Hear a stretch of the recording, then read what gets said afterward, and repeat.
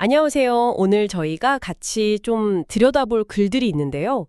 이게 관계랑 내면의 평화에 대한 조금 다른 시각을 보여주는 것 같아요. 거룩한 순간, 완전한 사랑과 평화의 길이라는 제목의 발췌문들인데 여기서 죄책감을 넘어서는 관계, 또 상실 없는 사랑, 뭐 이런 걸 좀 탐구해 보려고요.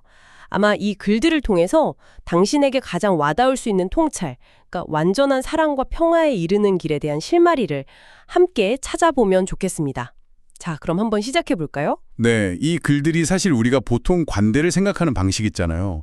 뭐 주고받고 때로는 잃기도 하고 이런 통념에 좀 근본적인 질문을 던지는 거죠. 어떻게 하면 죄책감 없이 관계를 온전히 맺을 수 있을까? 그리고 또 우리 안에서 이미 완전한 사랑을 어떻게 발견할까? 여기에 초점을 맞추고 있어요. 특히 거룩한 순간이라는 개념이 중요하게 다뤄집니다. 네, 첫 번째로 짚어볼 만한 게 죄책감이 관계를 어떻게 좀 갈라놓는지에 대한 통찰 같아요. 그러니까 한 관계를 위해서 다른 관계를 희생시킨다거나 아니면 일부를 막 비난하면 죄책감을 피할 수가 없고 결국 평화도 못 찾는다는 거죠.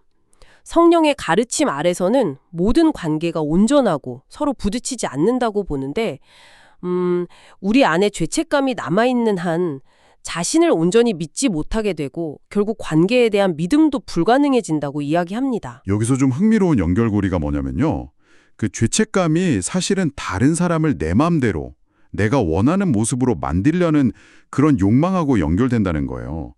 이게 어떻게 보면 자기 자신에 대한 믿음을 가로막는 핵심 장애물이라는 분석이죠. 아, 다른 사람을 통제하려는 마음이 결국 나 자신을 믿지 못하게 만든다는 거군요. 그렇죠. 바로 그거죠. 는 사랑을 잘 받아들여 하지 않기 때문에 자꾸 밖에서 찾으려고 한다고 지적해요. 다른 사람한테서 그 사랑을 얻으려고 한다는 거죠. 그래서 글 속의 화자는 자신의 완전한 믿음을 대신 내어주겠다고 말하는데 이 믿음은 당신을 포함해서 모든 형제에게 차별 없이 동등하게 적용되어야 한다고 강조하고요. 네, 바로 이 지점에서 거룩한 순간이라는 개념이 등장합니다. 그 순간에는 우리 모두가 서로의 어떤 본질적인 가치, 신성함 같은 걸 의심 없이 그냥 인식하게 된다는 거예요. 그 결과로 너무나 자연스럽게 서로를 사랑하게 된다는 거죠. 그리고 재미있는 건 이 믿음은 나누면 나눌수록 오히려 더 강해진다는 점이에요. 아, 나눈다고 해서 줄어드는 게 아니군요. 이 나눔이라는 개념이 세 번째 핵심으로 이어지네요. 바로 상실 없는 나눔. 보통 세상에서는 내가 뭘 얻으려면 누군가는 잃어야 한다 이렇게 생각하기 쉽잖아요. 내 필요를 채우려면 다른 사람에게서 뭔가를 가져와야 한다고요. 네, 제로섬 게임처럼요. 그렇죠. 그런데 이 글은 완전히 다른 관점을 제시해요. 여기서 정말 흥미로운 부분이 나오는데요. 마치 우리가 신에게 사랑을 구할 때 다른 사람의 몫이 줄어드는 게 아닌 것처럼 우리 자신도 본질적으로는 일종의 아이디어와 같아서 무한히 나눌 수 있다는 거예요. 그러니까 완전히 자신을 내어주어도 전혀 잃는 게 없고 오히려 더 충만해진다. 뭐 이런 개념이죠. 네, 이 아이디어 비유가 정말 핵심적입니다. 우리가 그냥 이 몸뚱이나 분리된 자아가 아니라 신처럼 무한히 확장하고 나눌 수 있는 아이디어라는 사실. 이걸 받아들이는 것이 왜 평화로 이어지는지를 잘 보여주는 것 같아요. 갈등이 없어지는 거죠. 상실 없는 나눔이 가능해지니까요.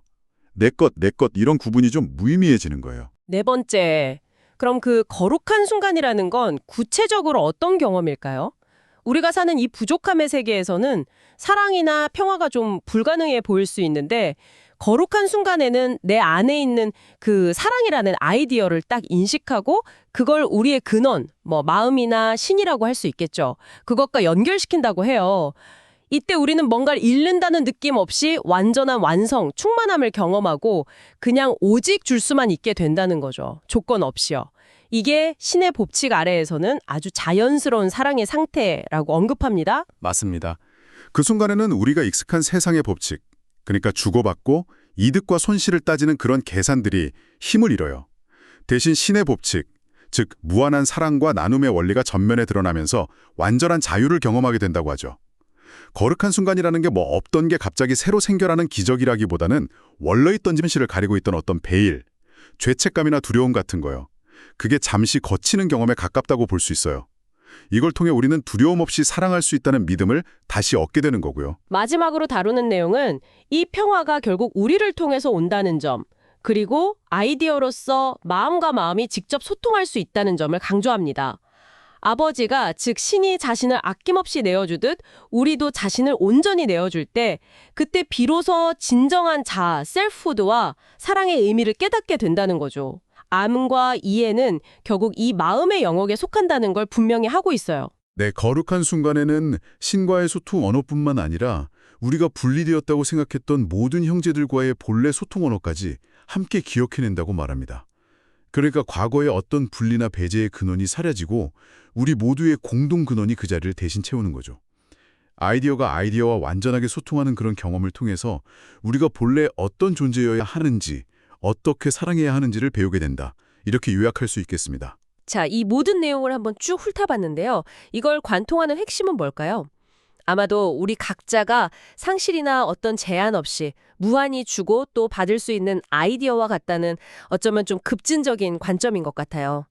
관계에서 흔히 느끼는 죄책감, 부족함, 분리감 이런 익숙한 틀을 넘어설 수 있는 가능성을 보여주는 것 같습니다. 마지막으로 청취자 여러분 스스로에게 이런 질문을 던져보시면 어떨까 싶어요.